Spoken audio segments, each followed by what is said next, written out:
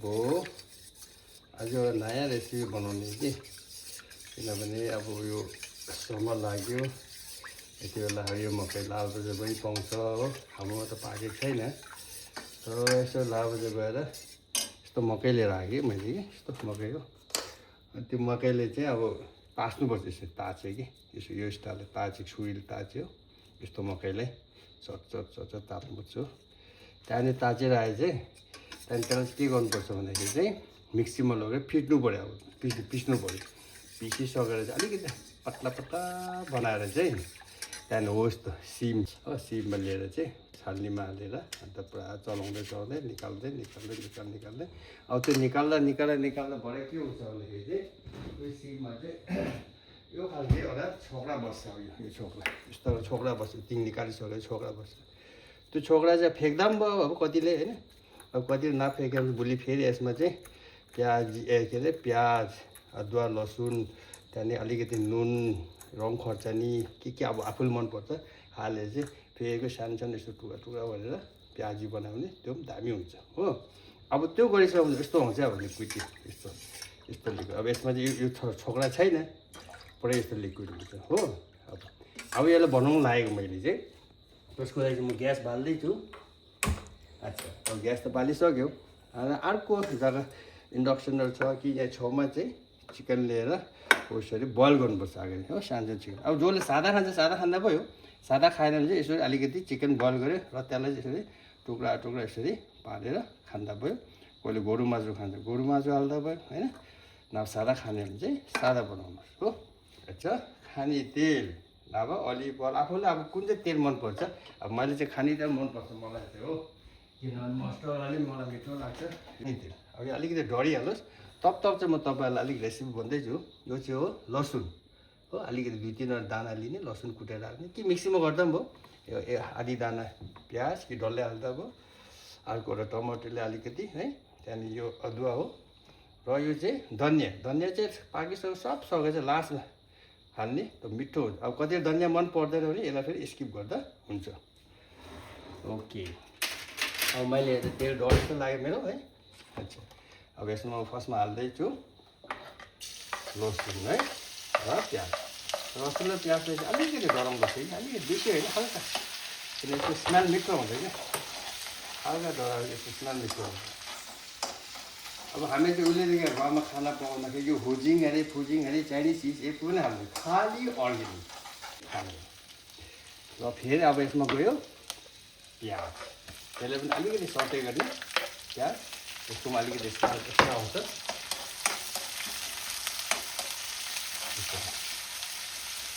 हल्का सटे गर्दै जाने हल्का ब्राउन हुन्छ अलिअलि ब्राउन भयो भने यसो ग्रेभी बन्नुपर्छ नि त हो डराउनु चाहिँ हुँदैन डराउनु चाहिँ मिठो हुँदैन त्यहाँदेखि अब चाहिँ रमभेडा आफै खुसी हो डल्लै हाल्दा पनि भयो अलिकति हाल्दा पनि भयो आफै हो है र अब त्यही अब खानेकुरा त जहिले पनि अरू त हाल्दैन अलिकति हल्दी जिउकोलाई राम्रो भन्छ टर्मरिक है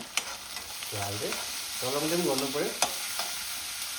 त्यहाँदेखि अलिकति अब नुन स्वाद अनुसार आफूलाई कति नुन चाहिन्छ अहिले ठिकै हालिराख्नुहोस् भरे फेरि हाल्दा भयो र एउटा कुरा अघि यो जुन चिकन मैले बोइल गर्दा त्यसमा पनि अलिकति नुन हालेको छु तर नुन चाहिँ बेसी पनि हुनसक्छ हो यसो पकाउँदै जाने हल्का गल्दै जान्छ चलाउँदै चाहिँ गर्नुहोस् त्यो डर्नु चाहिँ भयो डरे बनाउँथ्यो मिठो हुँदैन यसको बाद तपाईँ डाइरेक्ट यो हाल्दा पनि हुन्छ सादा खाने चाहिँ डाइरेक्ट यो हाल्ने हो डाइरेक्ट यो हाल्यो त्यहाँ धनियाँ हाल्यो सकिहाल्यो अब सादा नखानेहरूले चाहिँ अब गोरु मासु अलिकति किमा गरेर एक्स्ट्रा पकाएको छ भने त्यो हाल्ने अब मलाई चाहिँ चिकन मनपर्छ यसमा चाहिँ गर्दाखेरि चाहिँ चिकनलाई मैले यहाँ अलिकति बोइल गरेर राखिरहेको छु यसको यो चिकन रेडी नै छ ओके अब गल्यो धनियाँ प्याज रमभेडा पनि गल्यो प्याजको कलर राम्रो आयो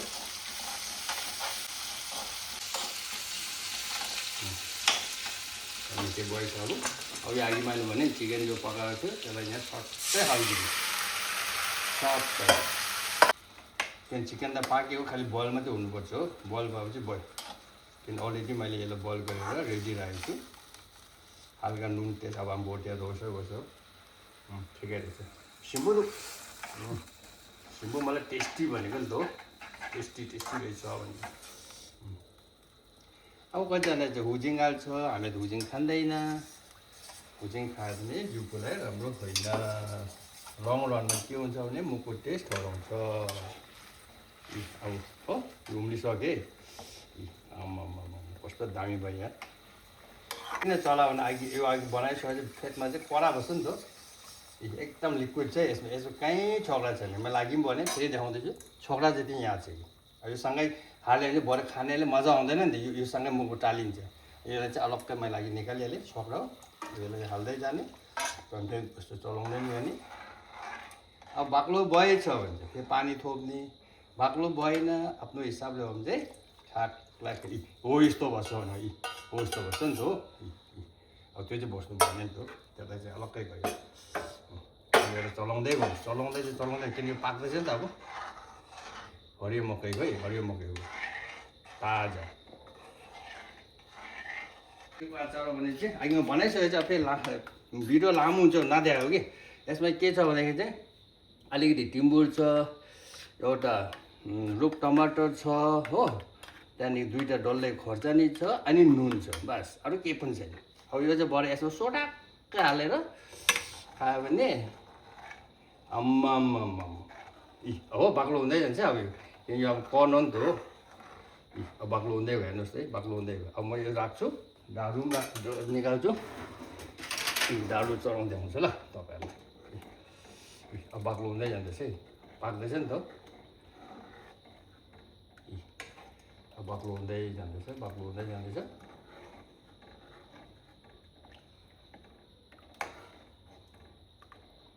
बतासी यो खालको छोक्रा चाहिँ आउँदैन यो छोक्रा खाँदा चाहिँ हाल्दा पनि हुन्छ हुनु चाहिँ कि तर भरे सुप खाँदा चाहिँ मजा आउँदैन नि त्यसलाई चाहिँ पुरा डिस्टर्ब गर्छ हो अब बाक्लो भएको भयो नि बाक्लो भयो नि त हो अब मलाई फेरि पानी चाहियो तातो पानी लिएर यसरी रेडी राख्ने हो अब यो बाक्लो हुँदै गयो हेर्नुहोस् त अहिले कस्तो थियो अहिले कस्तो भयो बाक्लो हुँदै गयो नि त बाक्लो हुँदै गयो हल्का पानी थप्दै पनि जाने त्यो पाक्दैछ नि त अब हल्का पानी सादा खाना अब हामीलाई त्यसो मनपर्छ त्यसो बनाउनु अब यो उम्लिनु आँट्यो अब उम्लिनु आँटे हो अब यो उम्लिसक्यो बादमा तपाईँको धनियाँ चाहिँ लास्टमा हाल्नु मेरो त बिरालो पनि कराउँदैछ भोक लाग्यो जस्तो लाग्यो केही छैन त्यसलाई त्यसको लागि मासु रेडी नै छ अडी coming don't disturb me here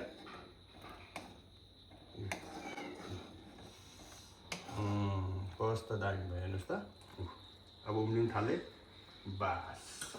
अब गयो यसमा धनियाँ गयो यसमा हो धनियाँ गयो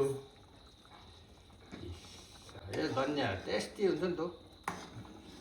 धनियाँ गयो हो यसो हल्का चाख्नु त अम्मा यम्मी क्या मिठो भएछ नि त क्या हो अब जसले मन पऱ्यो भिडियोलाई है लाइक सेयर गर्नुहोस् तपाईँहरूको लागि हो त्यस्तै गरेर लाइक सेयर गर्दै म फेरि यो पछि हरियो मकैको देखाइदिएँ सबै हरियो देखाउने चाहिँ फेरि नेक्स्ट टाइम अर्कै हरियो दामी हरियो देखाउँछु र यति भन्दै तपाईँहरूलाई धन्यवाद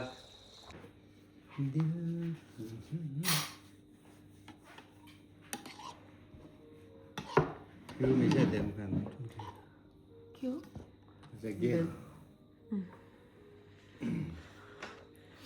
खानुहोस्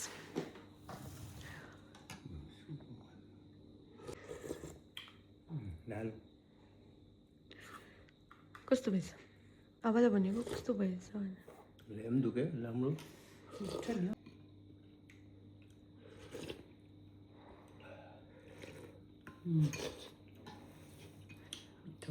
नेपालको मकै पो त है यो नेपाली मामा ल्याउनु मामा ल्याउँछ मामा ल्याउनु छोपियो